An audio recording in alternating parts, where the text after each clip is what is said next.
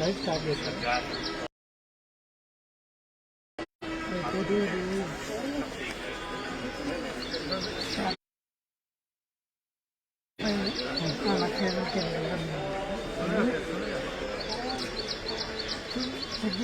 ఇంకా రాను బ్లింక్ అవుతుంది కదా ఇక్కడ.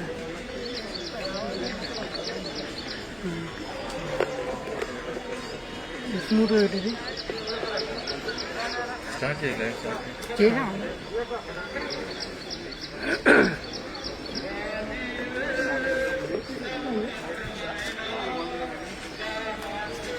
లైవ్ స్టార్ట్ చేసేసి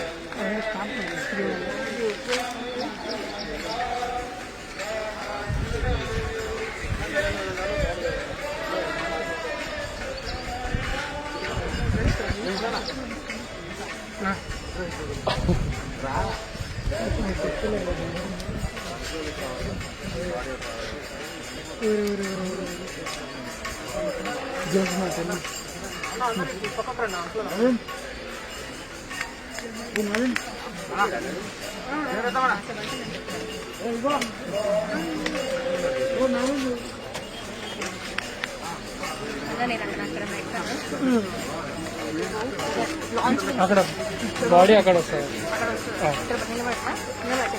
అక్కడే ఉన్నాను సరిపోతుంది.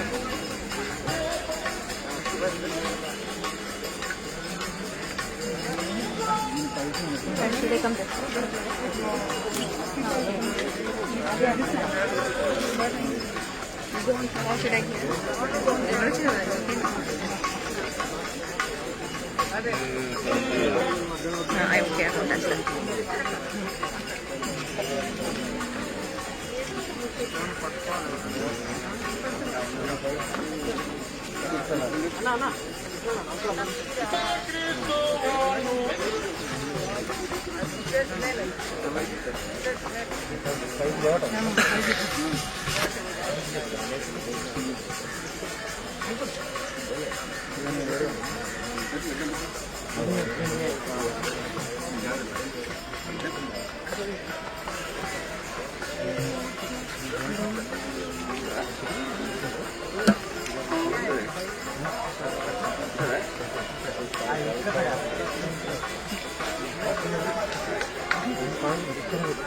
ఉంటాలన్న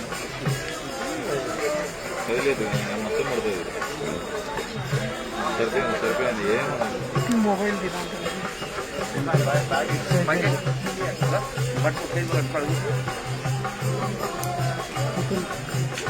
అట్లా కూర్చో కదలదు. దాని మీద కూర్చోవద్దు, వెనకాల లైవ్ పెడుతున్నారు కదలవద్దు.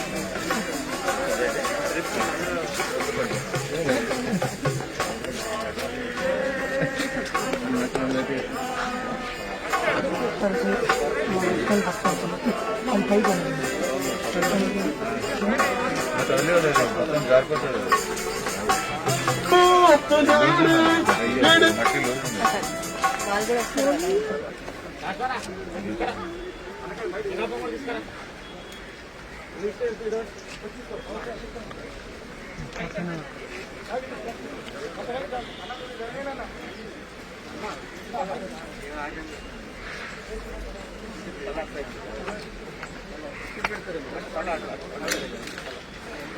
దాంతో చెప్పు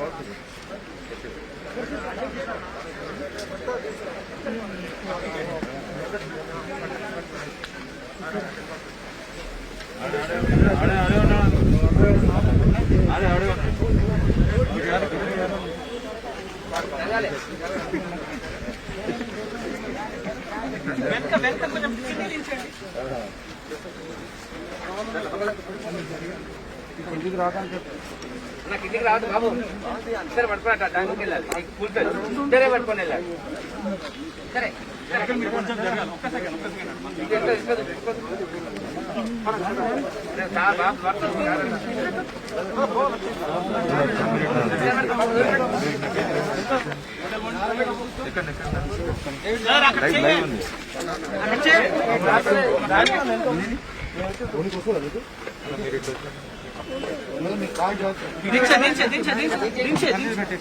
చిన్నగా పెట్టి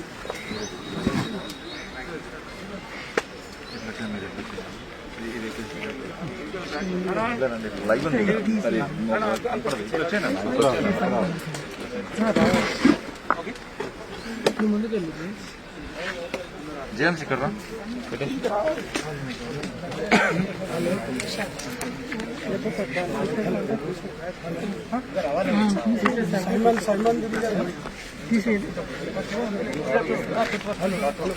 చలే మరి మైక్ చెప్పండి.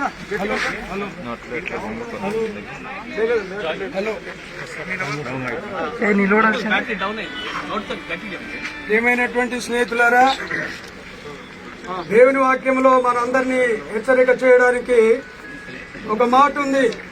కీర్తనల గ్రంథము 89వ అధ్యాయము 48వ వచనములో ఈ సమయంలో మనమందరం కూడా విచారించుకోవాల్సినటువంటి మాట ఒకటి ఉంది. మరణమును చూడకుండా బ్రతుకు నరుడు ఎవడు? పాతాళము యొక్క వశము కాకుండా తను తాను తప్పించుకొనగలవాడు ఎవడు అని దేవుని వాక్యం మాట్లాడుతుంది. నిలబడిన వారిలో ఆఫీసర్స్ ఉన్నారు, డాక్టర్స్ ఉన్నారు, ఇంజనీర్స్ ఉన్నారు, ప్రొఫెసర్స్ ఉన్నారు, ధనవంతులు ఉన్నారు, పేదవారు ఉన్నారు, కూలివారు ఉన్నారు. ఈ ప్రశ్న మనందరికి వేయబడుతుంది. ఏంటి ఆ ప్రశ్న అంటే, మరణమును చూడకుండా బ్రతుకునరుడు ఎవడు? దేవుడైన యెహోవా నేల మట్టితో నరుని నిర్మించి వాని నాసికారంధ్రములలో జీవవాయును ఊదగా నరుడు జీవాత్మ. దానికి అర్థం ఉంది బైబిల్లో. నరుని ఆత్మ దేవుడు పెట్టిన దీపం కనుక ఈ దీపం ఆరిపోయింది. ఈ దీపము దేవునికి ఇష్టమైంది. ఈ దీపమును దేవుడు తీసుకున్నాడు. నరులందరూ వెళ్లవలసిన మార్గములో గత దినము వాల్టర్ గారు వెళ్లిపోయినారు. What about you? One day you will come here. ఇది నీ స్థలము. నీవు మంటిలో నుండి తేబడినావు. నీవు మన్నే కనుక ఒకనాడు మన్నైపోతావని రాజైనటువంటి సొలొమోను రాస్తుంటాడు. సూర్యుని క్రింద ఉన్న సమస్తము వ్యర్థము, వ్యర్థము, వ్యర్థము. అతిశయిస్తుంటాం, చదువును బట్టి అతిశయిస్తుంటాం, జ్ఞానమును బట్టి అతిశయిస్తుంటాం, ధనమును బట్టి అతిశయిస్తుంటాం, కులమును బట్టి అతిశయిస్తుంటాం. కానీ మనమందరము ఒకనాడు మంటి నుండి తేబడిన వారము మంటిలోనికి వెళ్లిపోవాలా. మంటిలోనికి వెళ్లిపోవాలి. కనుక మనమందరము నీతిమంతులము కాదు. మనమందరం పాపాత్ములమైనటువంటి మనల్ని, అనీతిమంతులమైనటువంటి మనల్ని నీతిమంతులుగా చేయడానికి ప్రభు అయినటువంటి యేసు క్రీస్తు వారు మనుష్యావతారిగా ఈ లోకంలోనికి వచ్చిన సత్యము మనం ఎరుగుదము. ఆ విశ్వాసముతో మనము దేవుణ్ణి అంగీకరించినాం. దేవుని యొక్క వాక్యములో యోహాను సువార్త 1:12 తనను ఎందరు అంగీకరించునో అనగా తన నామమందు విశ్వాసముంచు వారికి దేవుని పిల్లలగుటకు అధికారం ఇవ్వబడెను.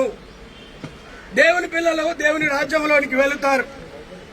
ప్రకటన గ్రంథము 7వ అధ్యాయం 13వ వచనములో వీరు మహాశ్రమల నుండి వచ్చినటువంటి వారు గొర్రెపిల్ల రక్తములో తమ వస్త్రములను ఉతుక్కొని వాటిని తెలుపు చేసుకున్నటువంటి వారు నిత్యము దేవుని ఆలయంలో ఉన్నారు. వాల్టర్ గారి యొక్క పరిచర్య ముగించబడలేదు.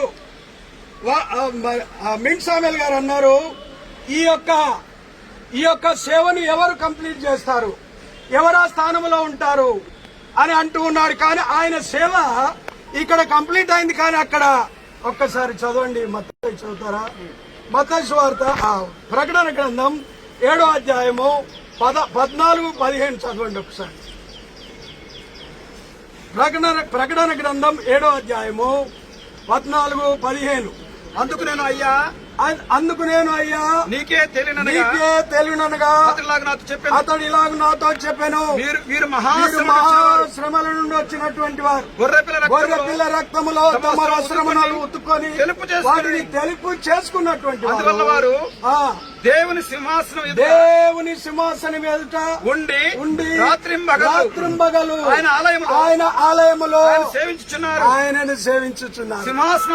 ఏమైనటువంటి సహోదరుడా గ్రహించు, ఆయన ఆలయములో ఆయనను సేవించుచున్నారు.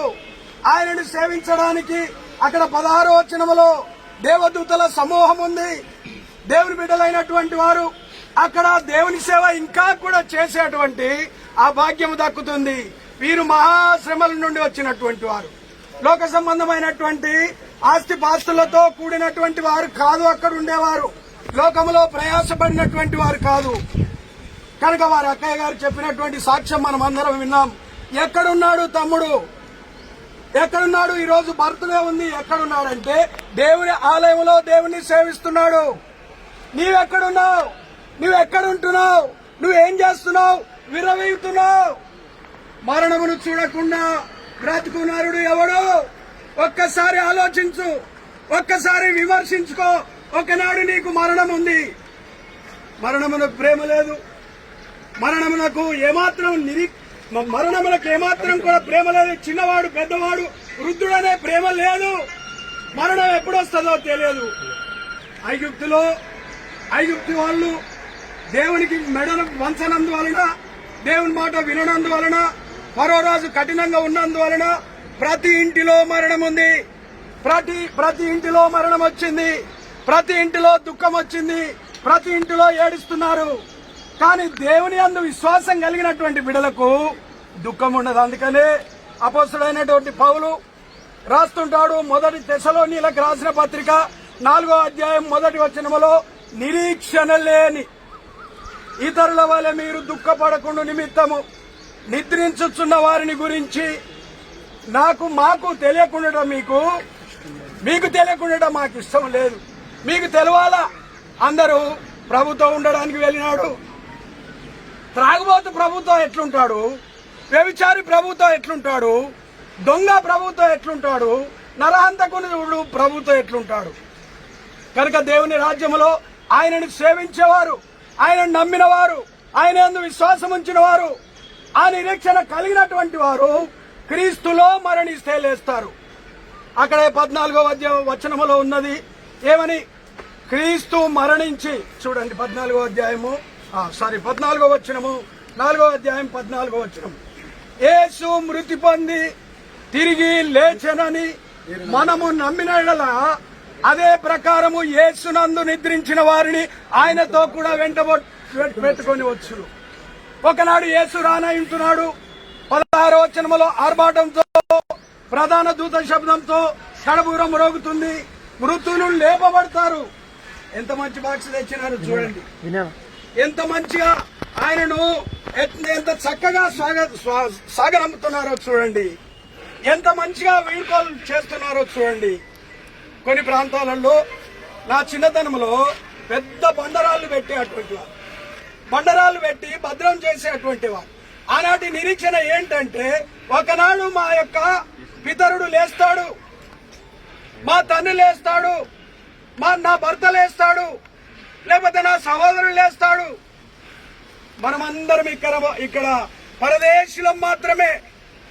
అందుకనే అపోస్తలుడైనటువంటి పేతురు రాస్తాడు, ప్రియులారా మీరు పరదేశులు, యాత్రికులునై ఉన్నారు. పరదేశులము ప్రియులారా మన పురమిదిగా దెప్పుడు, నిజముగా పురమిదిగా దెప్పుడు. మన పురమిది కాదు, మన రాజ్యం ఇది కాదు. ఎవరు చెప్పినాడు? పేదవాడు చెప్పలేదు, గొప్పవాడైనటువంటి అబ్రహాం చెప్పినాడు. దేనికి దేవుడు శిల్పియు నిర్మాణకుడు పునాదులు గల ఆ పట్టణం కొరకు ఎదురు చూసినాడు. ఆ పట్టణంలో నీవు ఉండాలంటే యేసునందు విశ్వాసం కావాలి. అలాంటి విశ్వాసం నీకుందా? నీ పేరు ఏదన్నా కావచ్చు, బైబిల్లో ఉన్న ఏ పేరైనా కావచ్చు. కనుక ఆ పేరుకు తగినటువంటి జీవితం నీకుండాల. వాల్టర్ గురించి ఏదో ఒక పోయం రాసినట్టుగా చదివినాడు ఒక సహోదరుడు. వాల్టర్ అనే పేరుకి అర్థం చదువుతూ వచ్చాడు ఆయన. కనుక నీ పేరుకి అర్థం ఉందా? దేనికి దేవుడు శిల్పియు నిర్మాణకుడు పునాదులు గల ఆ పట్టణం కొరకు అబ్రహాము ఎదురు చూసినాడు. ఆ పట్టణము ఆకలి లేని పట్టణము, దాహము లేని పట్టణము, నిత్యము ఆనందము కలిగించే ఆ పట్టణము. అది క్రొత్త యెరూషలేము. ఆ రాజ్యంలో నువ్వు ఉండాలంటే యేసునందు విశ్వాసం ఉంచు. క్రైస్తవుడిగా నేను క్రైస్తవుడుగున్నాను, నాకు భాగం ఇస్తున్నాను, నేను సంఘములో ప్రెసిడెంట్ ఉన్నాను, నేను సంఘములో సెక్రటరీ ఉన్నాను, ఐఎమ్ ఏ స్పీకర్. అని నువ్వు అనుకుంటున్నావు. కానీ దేవుని వాక్యం ఏం చెప్తుందంటే ప్రకటన గ్రంథము 21వ అధ్యాయము 8వ వచనములో వీరికి వారు అవిశ్వాసులు, అసహ్యులు, నరహంతకులు, వ్యభిచారులు, మాంత్రికులు, విగ్రహారాధికులు, అబద్ధికులందరూ అగ్ని గంధకములతో మండుగుండములో పాలు పొందుతారు. ఇది రెండవ మరణం. రెండవ మరణం నుండి నీవు తప్పించుకోలేవు. అక్కడే మరి 20వ అధ్యాయం 11వ వచనంలో ఉన్నది చూడండి. ఏంటి? గొప్పవారేమి, కొద్దివారేమి, మృతులైన వారందరూ ఆ సింహాసనం ఎదుట నిలబడి ఉండాలా. అప్పుడు తీర్పు జరుగుతుంది. మనం విన్నాం, రాత్రి విన్నాం, ప్రొద్దున విన్నాం, ఇప్పుడు విన్నాం. ఏంటి? నిజమే. వారు తమ ప్రయాసములను మాని విశ్రాంతి పొందుతున్నారు. వారి క్రియలు వారి వెంట వెళ్ళను. వారి క్రియలు వారి వెంట వెళ్ళిపోయినాయి. ఆ క్రియల గురించి దేవుని సింహాసనం ఎదుట నిలబడేవారుగా ఉన్నావా? నేను నిలబడినప్పటికీ స్వాగతిస్తాడు నా ప్రభు. నా కొరకు శ్రమ పడినాడు, నా కొరకు రాళ్లతో కొట్టబడినాడు, నా కొరకు ఈడవబడినాడు. స్టెఫెను గురించినటువంటి సత్యం ఇప్పుడే వినొచ్చినాం. ఏంటి? ఆ స్టెఫెను ఈ లోకములో భయంకరమైనటువంటి స్వార్థ సేవకుడిగా ఉండి మరణించినప్పుడు యేసు క్రీస్తు వారు తన సింహాసనం మీద లేచినాడు. నీ పేరు స్టెఫెన్ కావచ్చు, you're a Steven. What about you Steven? నువ్వేమనుకుంటున్నావు? నీకు విమర్శింది. నరులందరూ వెళ్లిపోయిన వారి మార్గంలో వాల్టర్ గారు వెళ్ళినారు. ఒకనాడు నిలబడిన నీవు, చెప్పే నేను, మనమందరం కూడా యాత్రికులం ఇక్కడికి రావాల్సిందే. ఇక్కడ స్థలం దొరకట్లేదు, ఇక్కడ స్థలం దొరకట్లేదు. కానీ దేవుని ప్రజల కొరకు దేవుని రాజ్యంలో స్థలము ఏర్పాటు చేయబడింది. అందుకనే ప్రియమైనటువంటి స్నేహితులారా, ఓ స్నేహితుడా, నీవినాడు ఒక నిరీక్షణ కలిగి ఉండు. ఏ విషయంలో కలవరపడుతున్నావు, ఏ విషయంలో అక్షయపడుతున్నావు? ఒకనాడు ఈ లోకాన్ని విడిచిపెట్టాలి నువ్వు. మీ హృదయములను, యోహాను సువార్త 14వ అధ్యాయం 1వ వచనములో, మీ హృదయములను కలవరపడనీయకుడి. మీరు దేవుని యందు విశ్వాసం ఉంచి ఉన్నారు, నా యందును విశ్వాసం ఉంచుడి. నా తండ్రి ఇంట అనేక నివాసములున్నాయి. నేను వెళ్లి మీ కొరకు స్థలం సిద్ధపరుస్తాను. నేనుండు స్థలములో మీరును ఉండులాగిన మరలా వచ్చి మిమ్మల్ని తీసుకొని పోతాను. వాల్టర్ గారు భగత్ సింగ్ గారు ప్రక్కన నిలబడ్డాడు. ఒక త్రాగుబోతు అయితే నిలబడినా, ఒక వ్యభిచారి అయితే నిలబడినా, ఒక దొంగ అయితే నిలబడినా, ఒక పాపాత్ముడు నిలబడే స్థలమేనా? వాల్టర్ గారు ఫారినర్స్ కు ట్రాన్స్లేషన్ చేసినాడు. గోల్డ్స్వర్త్ గారికి, లేకపోతే డీనా కాంగ్డెన్ గారికి, లేకపోతే ఆ యొక్క ఇంకా చాలా మందికి ఆయన చేస్తూ వచ్చినాడు. కనుక ఎమాయిమీలకు, గొప్పవారికి, ప్రసంగికులకు ట్రాన్స్లేషన్ చేసినాడు. తన వంతుగా తన పనిని ముగించినాడు. చూడండి, ఒక్క మాట చదివి నీవు దావీదు లాంటి రాజు అయినా, నువ్వు ఎవడవైనా, ఎలాంటి వాడవైనా, దావీదు చేసినటువంటి పని ఏంటో చూడండి. అపోస్తల కార్యములు 13వ అధ్యాయము 36వ వచనము నేను చదువుతున్నాను. దావీదు దేవుని సంకల్పము చొప్పున తన తరం వారికి సేవ చేసి నిద్రించి తన పితరుల యొద్దకు చేర్చబడి కుళ్ళిపోయాను. గాని దేవుడు లేపినవాడు కుళ్ళు పట్టలేదు. దావీదు రాజయ్యుండి ఆయనకెంత మంచి మనసు. ఆయన అన్నాడు, ప్రజలందరూ చెప్తున్నారు దేవుని మందిరానికి వెళ్దామంటే, దేవుని మందిరముకు వెళ్దామని జనుడు నాతో అనినప్పుడు నేను సంతోషించి తిని. దేవుని ప్రజలను నడిపించే నాయకుడిగా ఉన్నాడు. ఒక పేదరికము నుండి వచ్చిన ఒక గొప్పవాడుగా, ఒక రాజుగా ఉన్నాడు. దేవుణ్ణి గణపరిచినటువంటి వాడు ఉన్నాడు. వాల్టర్ గారి యొక్క జీవితంలో దేవుణ్ణి గణపరిచినాడు. మనం అందరం చెప్పగలము, ఆయనకు క్రోధము, కక్ష, అసూయ ఏదుందో నాకు తెలియదు. కానీ ఆయన తన యాత్రను ముగించుకొని ఆయన క్రియలు ఆయనతో వెళ్ళినాయి.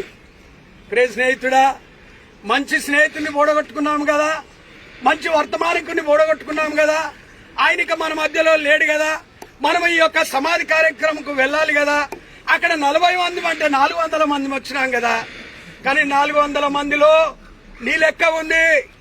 నువ్వు ఒకనాడు ఇక్కడికి రావాలి కనుక నువ్వు ఏం సేవ చేస్తున్నావు, ఎవరికి స్వార్థాన్ని అందిస్తున్నావు? గో బ్రదర్స్ వీళ్ళిద్దరు దేవుని సేవలో విరామంగా చేస్తున్నారు. పొగడట్లేదు ఈయనను ఏమాత్రం కూడా నేను అందరి ముందు పొగడట్లేదు. మీకు తెలియదా, నాకు తెలియదా? వారి జీవితము ప్రభుకు అంకితము చేసుకున్నటువంటి వారు దేవుని యొక్క సింహాసనం మీద ఉంటారు. వారు దేవుని యొక్క నిత్యత్వంలో ఉంటారు. అందుకనే అపోస్తుడైన పౌలు చెప్పినాడు, గుర్తుపెట్టుకోనండి, మన పౌరస్థితి చెప్పండి పరలోకమందు ఉంది. హైదరాబాద్ లో లేదు. హైదరాబాద్ లో వేర్ ఆల్ సెటిలర్స్. కానీ అతిశయం చాలుంది, నా లోపల ఉంది. నేను ఎంత గర్విస్తుండో మీకు తెలుసు, కొందరికి తెలుసు. కాబట్టి అందరికి తెలియకపోయినప్పటికీ ఎంత మూర్ఖుండో మీకు తెలుసు, కొందరికి తెలుసు. కానీ మూర్ఖుడైనా ఎటువంటి వాడినైనా దేవుడు క్షమించి తన రాజ్యములో నిన్నుంచుతాడు. ఆయన వచ్చినప్పుడు క్రీస్తునందు నిద్రించిన వారు మొదట లేస్తాడు మన సహోదరుడు. అందుకని ఈ యొక్క ప్రసంగి అన్నాడు, మనైనది వెనుకటి వలనే మరలా భూమికి చేరును, ఆత్మ తాను దయచేసిన దేవుని యొద్దకు వెళ్ళును. ఆత్మ దేవుని సన్నిధిలో ఉంది. ప్రియమైన స్నేహితులారా, ఒకనాడు విశ్వాసులారా, సహోదరి, కుమారుడా, కుమార్తె, అక్క చెల్లెల్లారా, అన్నదమ్ములారా, ఈయన మినియేట్ స్కూల్లో చదువుకున్నాడు. మా మిస్సెస్ వీళ్ళంతా కొంతమంది ఆ స్కూల్లో స్టూడెంట్స్ వాళ్ళంతా. కనుక అక్కడ చదువుకున్నాడు. ఎబ్రోన్కి వచ్చినాడు. బ్రదర్ భక్సింగ్ గారి వాక్యం విన్నాడు, రక్షణ పొందినాడు. దేవుని కొరకు స్వార్థికుడిగా నిలబడ్డాడు. ఒక ట్రాన్స్లేటర్ గా నిలబడ్డాడు. ఒక ప్రసంగికుడిగా నిలబడ్డాడు. ఎందరో చెప్తూ వచ్చినారు.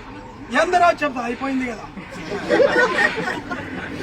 ఎందరో వీళ్ళు నా గాలి తీసిన తర్వాత మైక్ ఇచ్చారు. కనుక మరి దేనికి దేవుడు శిల్పి, నిర్మాణకుడు, ఆ పునాదులు గల ఆ పట్టణం భూమి మీద మీ గుడారము శిథిలమైపోయినను దేవుని చేత కట్టబడినటువంటి పరలోక పట్టణం ఉంది. ఆ పట్టణంలో నీవు నేను ఉండాలంటే ఈ మంటిలోనికి నీవు వెళ్లాల్సిందే. ఆత్మ ఈ యొక్క ఎముకల్లోనికి వస్తదంట. ఏజ్కేల్ రాస్తుంటాడు 37వ అధ్యాయంలో, ఈ ఎముకల్లోనికి, ఈ యొక్క ఉడిగిపోయినటువంటి మాంసంలోనికి, మట్టి అయిపోయినటువంటి ఈ మాంసంలోనికి నరములు, కండరములు అన్ని కూడా తిరిగి సమకూర్చబడి ఆత్మ చేత లేపబడతారంటే ఎవరు? Not Yesupadam, not Yesuratnam, not Isaac, not Christian. ఎవడు ప్రభులో ఉంటాడో, ఎవడు ప్రభుని అంగీకరిస్తాడో వాడు మాత్రమే యేసునందు నిద్రిస్తాడు. ఈయన ఇప్పుడు నిద్రించినాడా, చనిపోయినాడా? పాప నిద్రించినాడా, చనిపోయినాడా? చాలా మందికి డౌట్ ఉంది. ప్రభులో నిద్రించినాడు. ఈ నిద్ర ప్రభు మాత్రమే మేల్కొల్పుతాడు, ఒకనాడు లేస్తాడు. కనుక ఆ శుభప్రదమైన నిరీక్షణతో మనం ఈ యొక్క బాక్స్ను దయచేసి లోపల దించండి. దించిన తర్వాత ప్రార్థనకి ఎవరైతే నియమించబడినారో జయరాజు గారు, జయరాజు గారు ఫ్రమ్ తిరుపతి. ఒక్క నిమిషం, ఇంకో మెసేజ్ దించండి బాబు.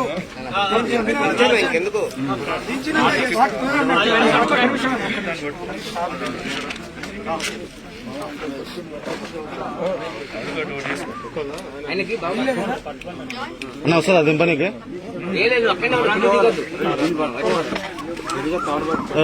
మంచిగా పట్టుకో.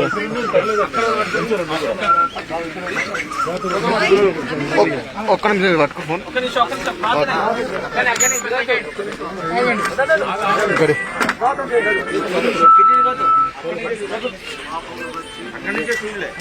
ప్రేమనా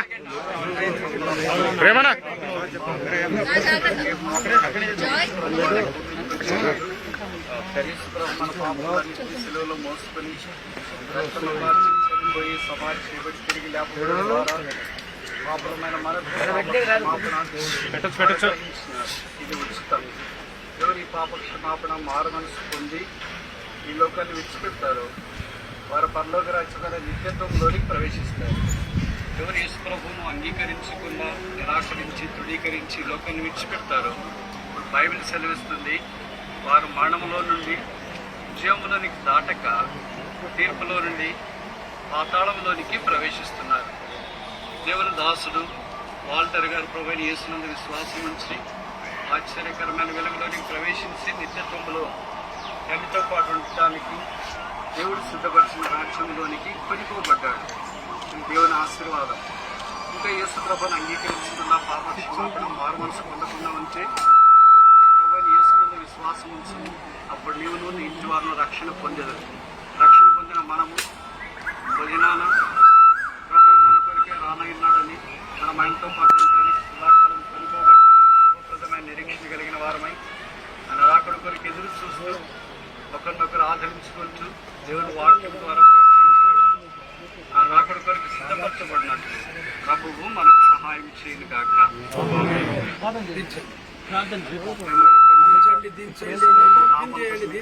చెల్లిస్తున్నాము యేసు ప్రభు ద్వారా జరుగుతుంది.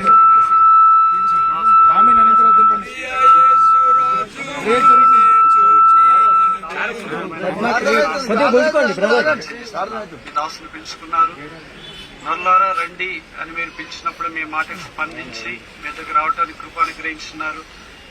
విడిచిపెట్టబడిన కుటుంబాన్ని, బంధువులను, రక్త సంబంధికులను, స్థానిక సంఘాన్ని మీరు కరుణించి ఆదరించి మీ దాసులు లేని లోటు తీర్చండి. ఒక తల్లి వారిని ఆదరించినట్టు నేను మిమ్మల్ని ఆదరిస్తానని సెలవిచ్చినారు.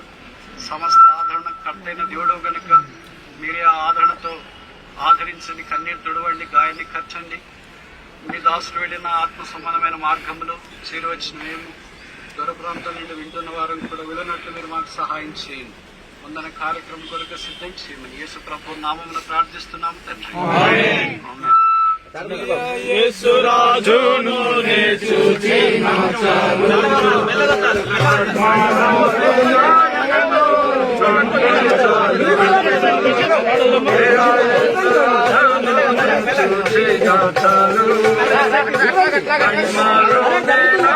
గుంజరా చిన్నగా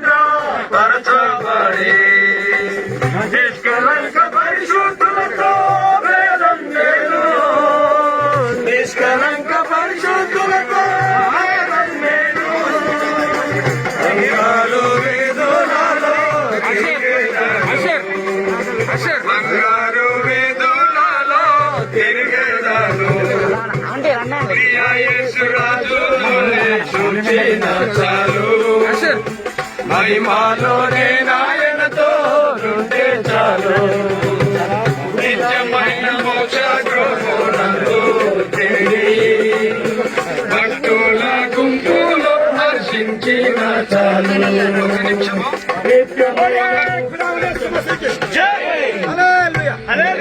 ప్రార్థన అనంతరము మరి మీరందరూ పూలు లేకపోతే మట్టి వేయాలనుకునే వారు నా తర్వాత ప్రేమ కలిగిన మా తండ్రి, నమ్మకమైన మా దేవ, మీ పాదములకు స్తుతులు స్తోత్రములు అందరూ చెల్లిస్తున్నాం.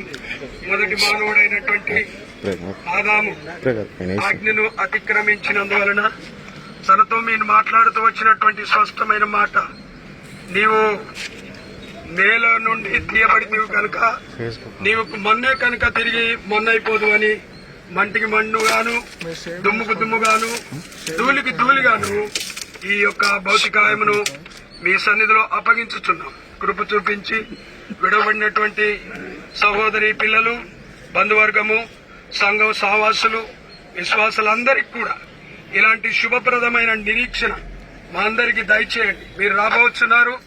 ఆర్భాటముతో, ప్రధాన దూత శబ్దముతో కడబోరం మ్రోగినప్పుడు మృతులు అక్షయులుగా లేపబడతారు. మహిమ శరీరము దాల్చుకొని మా ప్రియుని మేము చూస్తామనే నిరీక్షణ మాకు దయచేసి మీ నామమునకు మహిమ కలుగుటకై కుటుంబాన్ని ఆదరించి బలపరచండి.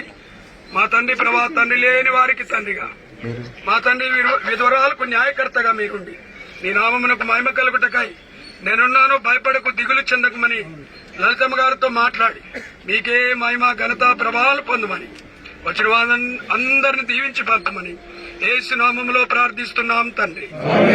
మన పరమ తండ్రి అయిన దేవుని ప్రేమ, మన ప్రభు అయిన యేసు క్రీస్తు వారి కృప, పరిశుద్ధాత్మని యొక్క అన్యోన్య సావాసం ఇప్పుడు ఎల్లప్పుడు సదాకాలము చేరి వచ్చిన మనందరికీ తోడయుండును గాక. వేయండి పూలు. ప్రియ యేసు రాజును చూచిన చాలు, మహిమలోనే నాయనతో ఉంటే చాలు. రాజును చూచిన చాలు, మహిమలోనే నాయనతో ఉంటే చాలు.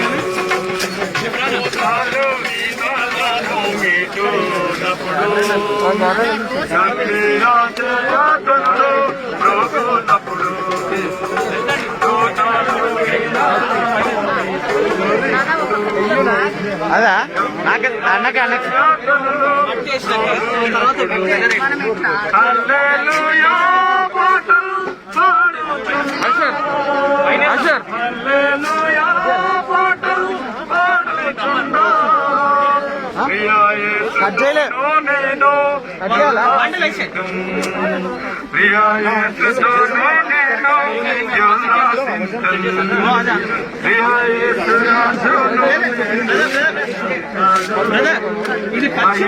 ఇక్కడ కాలు నిత్యమైన మోక్ష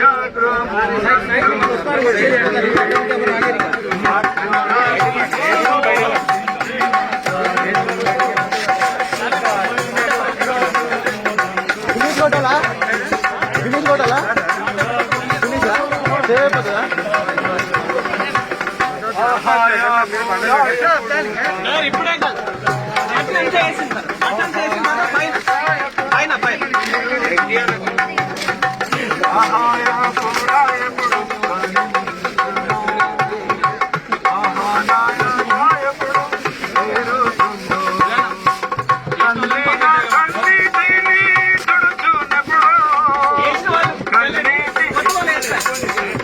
మట్టి వేసేవాళ్ళతో ఎలాంటి కనిచ్చి మిగతా వాళ్ళు చేస్తారు. పూలు గాని మట్టి వేసే వాళ్ళు వేసి దూరం వెళ్ళిపోండి. ఆహా